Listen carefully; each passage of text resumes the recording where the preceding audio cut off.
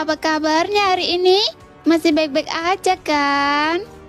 Di video kali ini kita melanjutkan cerita Donghua Battle Truck Devon. Oke, nggak usah lama-lama lagi, kita langsung aja ke ceritanya. Setelah melihat Cailin, mata Sun Er sudah tertuju pada Xiaoyan, tetapi ada sedikit kekhawatiran dalam tatapannya.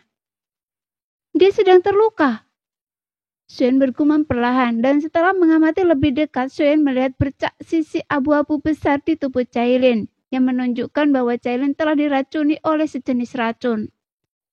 Sudah Xiaoyan, karena saudara Cailin terluka, ayo bantu dia, kata Sun Er dipenuhi kekhawatiran saat melihat Cailin terluka.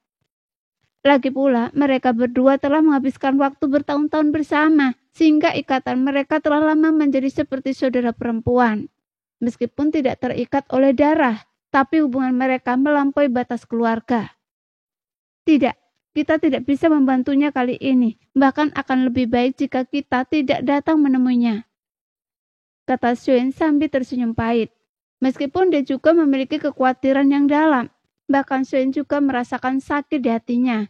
Tapi Xiaoyan tidak bisa membantu Cailin sekarang, karena jika dia membantunya, itu hanya akan menciptakan sebab dan akibat lain, dan itu akan mengubah masa depan Cailin. Kemudian Xiaoyan bergerak bersama Sun Er ke lokasi yang berjarak puluhan ribu kaki dari Cailin. Di sana terbentang pegunungan segelap tinta. Pada saat ini, Xiaoyan melayang di udara, namun kehadiran tersembunyi, sehingga tak terdeteksi oleh binatang buas manapun. Di sana ada sebuah bayangan hitam besar berkepala naga yang menjulang di atas mereka, dan itu adalah naga hitam gelap utara dengan garis keturunan yang luar biasa. Bahkan di pegunungan di sekitarnya tak berpenghuni oleh binatang buas manapun. Seolah-olah naga hitam laut utara tampak seperti kaisar dunia ini. Apakah saudari Cailin terluka olehnya? Kata Sun Er sambil menyipitkan alisnya, dan sekilas dia melihat bahwa meskipun Cailin telah berkultivasi, tapi dia masih berwujud ular piton. Jika Cailin bisa melahap naga hitam ini, mungkin ia bisa mengubah dirinya sendiri, gumam Xiaoyan. Sebenarnya, jika bukan karena saya, dengan bakat Cailin yang tak terbatas, dia mungkin sudah menjadi naga. Jelas saat Cailin menyegel ingatannya, Xiaoyan selalu bertanya-tanya, apakah sebab dan akibat dengan dirinya benar-benar salah? Saudara Xiaoyan, saudari Cailin tidak akan berpikir begitu. Saya rasa itu karena selama bertahun-tahun dia tidak melakukan apapun. Oleh karena itu, saudari Cailin perlahan ingin mulai mengejar mimpinya sendiri. Jelas kepintaran Sun Er seperti ratu, tapi dia tidak penuh perhitungan seperti ratu. Sebaliknya, dia benar-benar bisa memahami Xiaoyan. Jadi hanya dengan pandangan sekilas atau beberapa kata, dia bisa tahu suasana hati dan isi hati Xiaoyan saat ini. Dia adalah istri yang baik, tapi saudari Cailin sekarang terluka, dan saya khawatir dia bukan tandingan naga hitam Beiming. Jadi apa yang harus kita lakukan? Apakah benar-benar mustahil untuk membantu saudari Cailin? Mendengar itu, Xiaoyan juga terdiam, karena Xiaoyan juga sedang memikirkan pertanyaan ini. Tetapi karena Sun Er yang telah menyinggungnya, dia tidak bisa ikut campur. Bagaimanapun Ratu telah mengingatkannya, bahwa jika Cailin ingin menjadi naga, ia harus melakukannya sendiri. Kemudian Xiaoyan dan Sun Er kembali ke pegunungan tempat Cailin berada. Di atas sebuah batu besar berduri yang tampak agak aneh, mereka berdua duduk bersila, menunggu dengan tenang.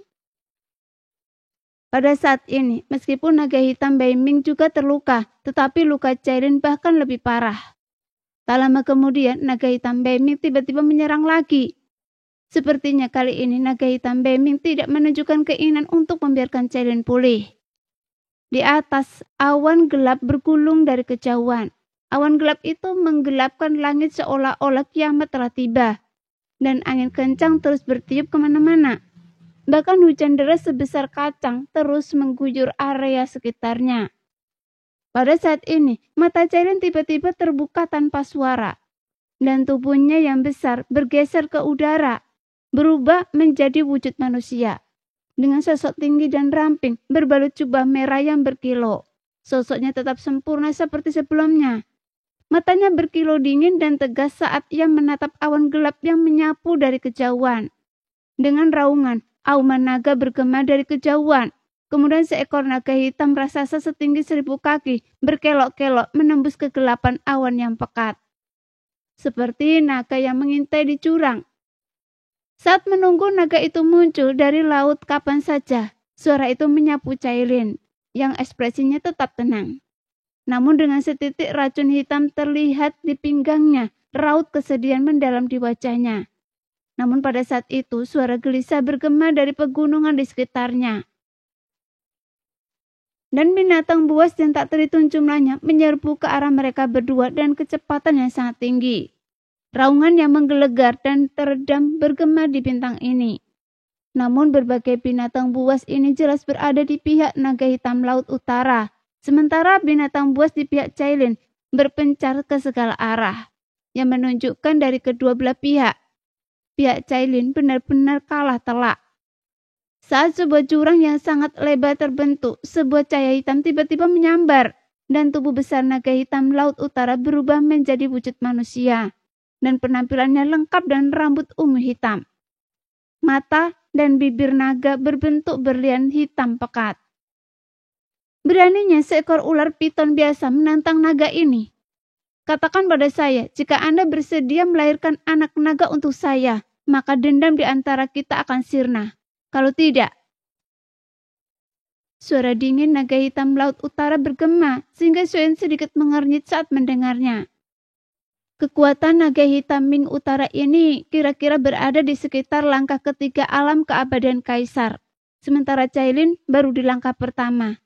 Meskipun perbedaan kekuatan di antara keduanya tidak terlalu besar, hanya saja luka Cailin lebih parah, dan naga hitam Ming utara jelas memiliki lebih banyak pendukung di dunia ini. Jika terjadi konflik besar apapun, itu hanya akan sangat merugikan Cailin. Jadi peluang Cailin untuk menang kurang dari 20%. Gumam Xiaoyan sambil berpikir, jika Cailin tak mampu menyerang ataukah ia harus merobek urat naga hitam laut utara? Anda pikir Anda bisa melakukan itu? Meskipun Anda disebut naga hitam laut utara, tapi garis keturunan Anda tidak murni. Jelas telah dibuang dari klan Anda. Cailin membalas tanpa ragu. Karena Anda tidak tahu diri, maka bersiaplah untuk mati. Naga hitam laut utara tidak melanjutkan ocehannya. Sebaliknya, ia mengulurkan tangannya ke depan, menyerang Cailin dengan ganas, dan mengayunkan cakarnya ke arah Cailin. Sekarang Cailin yang telah berubah menjadi wujud ular piton penelan langit 9 warna, sosoknya jauh lebih kecil dari naga hitam laut utara. Namun dia bergerak dengan kelincahan yang luar biasa. Dengan mudah menghindari serangan cakar naga hitam laut utara. Setelah pertempuran pun terjadi, sementara binatang buas yang mengintai di bawah hanya menonton. Lagi pula tidak ada pertempuran jarak dekat yang terjadi. Tidak seperti manusia. Binatang buas selalu bertarung. Mereka tidak akan terlibat dalam pertempuran antara raja dan raja. Karena siapapun yang menang akan diakui sebagai raja. Namun binatang buas di sini berada pada level yang tinggi. Xiaoyan bahkan bisa merasakan banyak aura yang lebih kuat daripada keduanya yang bertarung di udara.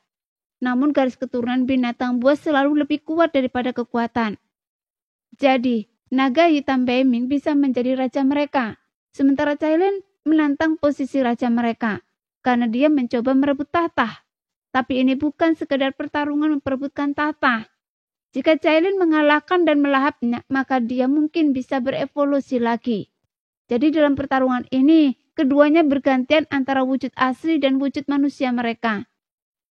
Namun, naga hitam Beiming tidak menunjukkan kekuatan yang luar biasa, melainkan terlibat dalam pertempuran sengit dengan Cailin. Oleh karena itu, kedua belah pihak juga terluka. Dan luka-luka besar dan kecil telah muncul di tubuh mereka. Tapi Cailin tetaplah Cailin yang tidak memiliki cakar naga. Jadi kekuatan serangannya lebih lemah.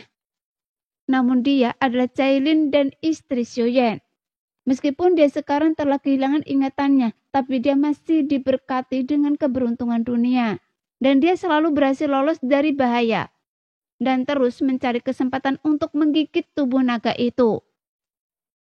Seketika naga hitam Beming menjerit nyaring dan menyemburkan api naga hitam, mencoba membakar Cailin. Namun dalam pertarungan keduanya, naga hitam laut utara tampaknya enggan melepaskan Cailin. Dia mencengkram erat dan menghantam tanah. Dalam sekejap, batu-batu besar berterbangan melintasi pegunungan Tensi, menghancurkan gunung itu. Tanah runtuh, seolah-olah mereka ditakdirkan untuk binasa bersama. Sudah Xiuyan. Sun Er yang menyaksikan pertempuran itu menatap Xiuyan dan gugup. Menggenggam tangannya, tapi tatapan Xiuyan juga sama seriusnya. Sekian dulu cerita hari ini. Kita lanjut lain hari ya guys ya. Bye-bye.